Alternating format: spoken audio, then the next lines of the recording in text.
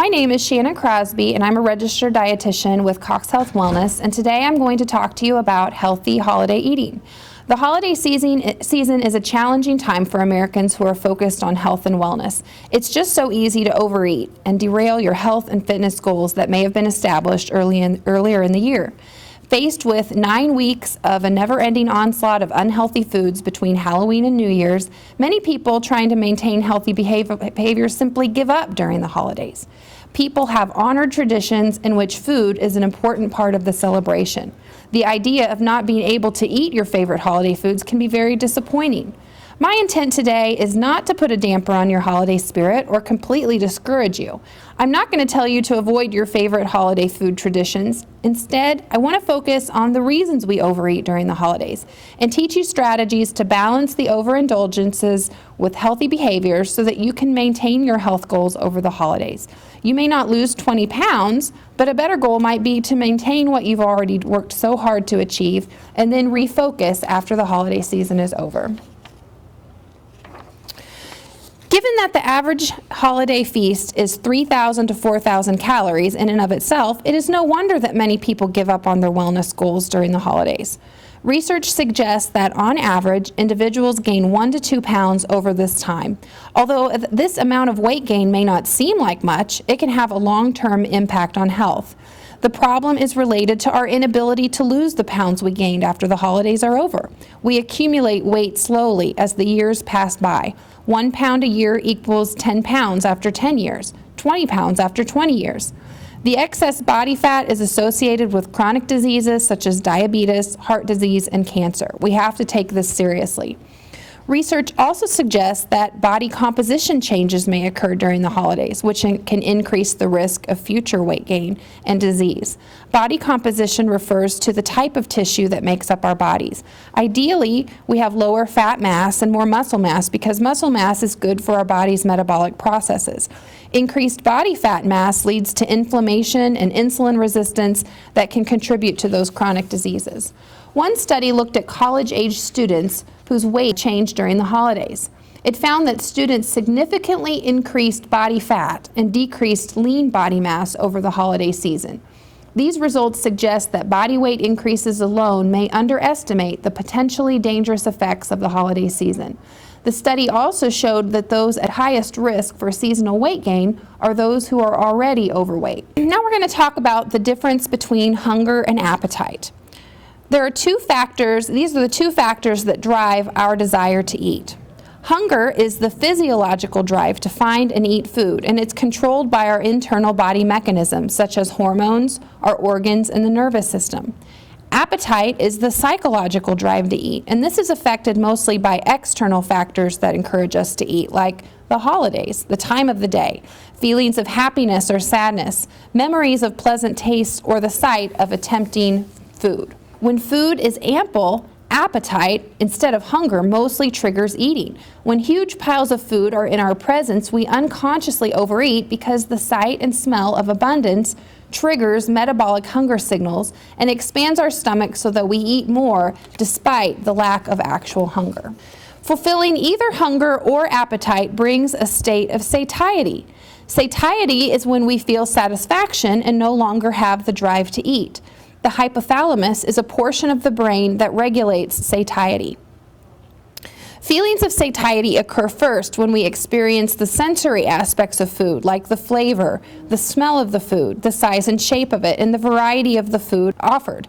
Next, the stomach and the intestines expand as they fill with food and drinks.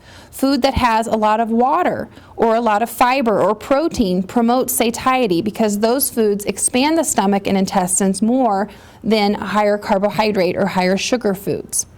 Lastly, there are hormones released that help shut off hunger. And after a meal, our blood sugar levels are high, these hormones are being secreted, and the nervous system is stimulated. These processes all stimulate the satiety centers of the hypothalamus, and we stop eating. There's a phenomenon called the second meal effect, and we experience this when we eat a large meal, and then at the next meal or the next day, we go back to eating our regular meal and we feel hungry after finishing it. It probably happens because our intestinal processes speed up when we overeat, which empties our stomachs more quickly. This phenomenon would have served us well long ago by allowing us to overeat when there was a rare overabundance of food. But today, in our culture of abundance, it creates a negative cycle of having one great meal and then not being able to snap back to more sensible eating, especially when you're attending several holiday gatherings in a short period of time. Emotional eating is the practice of consuming large quantities of food, usually comfort or junk foods, in response to feelings instead of hunger. Experts estimate that 75% of overeating is caused by emotions. Sometimes people emotionally eat in response to positive emotions. More often, though, we may eat to manage uncomfortable emotions such as sadness, loneliness, grief, worthlessness, hopelessness, anger, guilt, or shame. We start learning how to emotionally eat from a young age. Young children are born with the innate ability to eat when we're hungry and stop when we're full, but we quickly start to use cues in our environment to associate feelings with eating. If we aren't taught healthy ways to deal with our feelings, using food to deal with them can lead to a vicious cycle. Emotional eating can lead to continued overeating to escape those negative feelings, which ultimately intensifies those feelings and precipitates emotional eating over and over again. And the result can be overeating of unhealthy foods and possibly weight gain in the long term. Emotional eating can occur around the holidays for some people. The holidays can be overwhelming. Contending with crowds at the shopping malls, managing family gatherings, and spending money that you may not have all can contribute to stress, and stress might be the trigger for you to make unhealthy food choices. Mindless eating is another reason why we overeat. Mindless eating is exactly what it sounds like. Food psychology and the food environment influence what we eat, how much we eat, and when people eat.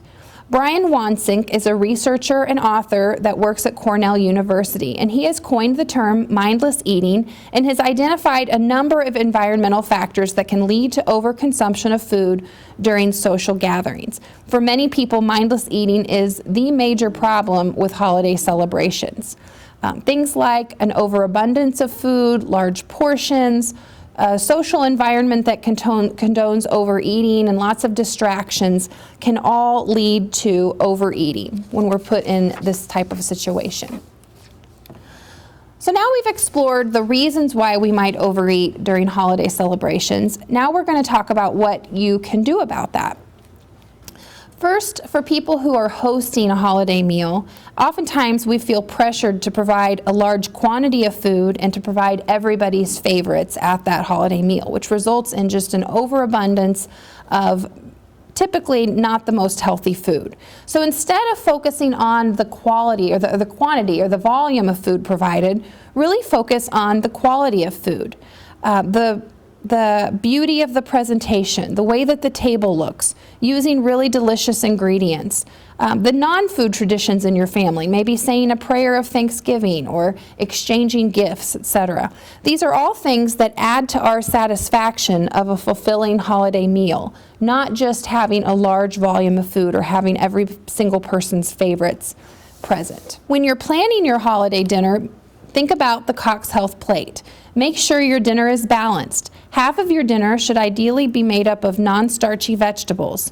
These are vegetables that, actually all the vegetables except for corn, peas, and potatoes. So any of the rest of them are non-starchy vegetables and should make up the majority of our plate.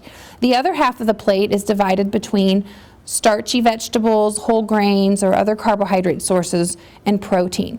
We have a tendency to have stuffing, rolls, mashed potatoes, sweet potato casserole, and all of these are starchy servings and can make up the majority of a plate. This is a really great example of maybe a typical holiday meal on the left, which if we compared it to the CoxHealth plate would really probably be about 3/4 of the plate coming from carbohydrates and 1/4 coming from protein with no non-starchy vegetables, versus the plate on the right that still includes our favorite holiday meal, our favorite holiday foods like stuffing and sweet potato casserole, but we've balanced that by adding green beans and a lightly dressed salad to really get those non-starchy vegetables that are high in fiber, provide satiety, and are more nutritious. If you're going to a holiday party, one of the most effective ways to stay in control of your weight and what you're eating is by bringing a delicious dish that you made yourself that fits in with your health goals. This way you know there's something at the party that you can eat and maybe even overeat,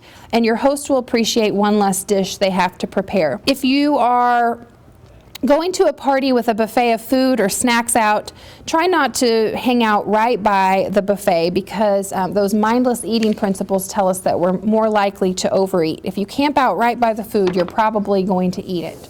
Allow yourself to have your favorites, but just control the portions of those, and that brings us into portion control. While you are eating, remember that your body is not a trash can. It may be all you can eat, but add all you can eat thoughtfully. Ask yourself 2 questions. 1, is it worth it? And 2, how much do I need to be satisfied? Practice eating mindfully, eating when you're physically hungry and not when you have an appetite without physical hunger. Think about this before you start eating. Stop and evaluate the way your body feels. Are you hungry, or do you just want to eat because of what is going on around you? Do you want to eat based on your feelings? If you are hungry, take half of the amount of food that you might want to. You can always go back for seconds if you're still hungry after you eat it. Have the mindset that I've had that food before and I know what it tastes like. Then move on and save your calories for something new and worth it. If you're at a potluck or a family meal with lots of options, take a small spoonful of each item you want, keeping in mind that CoxHealth healthy plate. Just a couple of bites of a particular food should satisfy your desire for that taste without loading your plate up with more food than you actually need. There's a concept that relates that the satisfaction of food after the first bite declines dramatically after each subsequent bite. Thus, the more you eat, the less satisfying it is. This is where the mindful eating comes into play. Enjoy your food by eating slower, enjoying each bite, figuring out the flavors, textures, and smells, and you will notice that you eat less in volume and you enjoy your food more. If you try something new and you don't like it, don't feel obligated to finish it. Leave it on your plate. You do not have to clean your plate. Stop when you're about 80% full, and don't be afraid to leave something behind. It's okay. Remove your plate promptly so that you're not tempted to pick after you're not hungry. Another idea for staying healthy during the holidays is to make new traditions within your family that might incorporate activity around your holiday meals. A great example is the turkey trot offered by the Springfield Park Board on Thanksgiving Day, which has become incredibly popular. For Christmas, maybe think about going outside for a game of basketball or having a walk as a family after the meal. Do something active rather than sitting around watching TV and picking at the food buffet. Another issue, giving food as gifts. Even if you think that the person you're giving the food to might want to splurge a little bit for the holidays, there are so many options and opportunities to splurge between office holiday parties or holiday meals. And so if you do give food as gifts, try to make it healthy. Maybe think about giving fruit or nuts or herbal teas. Chocolate, cookies, and candy might seem like a good idea, but for somebody who's trying to maintain their health and wellness, it can kind of get them into trouble. Exercise is an important part of maintaining our health during the holidays. Unfortunately, people generally exercise less often during the cold winter months, and this seasonal variation in exercise frequency may contribute to holiday weight gain. Many people also tend to give up on exercise around the holidays with a focus on restarting after the new year. And so maintaining a regular exercise program all year round is so important for your health and is important for managing your weight. Just 30 minutes a day of activity that increases the heart rate will increase muscle mass, improve cardiorespiratory endurance, and help to manage your weight. You may have to adjust your winter exercising depending on the weather, so it's a good idea to have several options in case your preferred exercise method might not work. Another option is to create a challenge for yourself, and this kind of goes along with CoxHealth Wellness's Maintain Don't Gain program. Maybe it's not a good idea to think about having a goal for losing a lot of weight during the holidays because it can be difficult with the opportunities to overeat. But what if we focus instead on maintaining our current weight without gaining, and then after the new year we can amp up our efforts to lose? Create a challenge for yourself to maintain your weight during the holidays. Weigh this week and then weigh again the week after New Year's. If you haven't gained the weight, reward yourself with something, but not anything food related.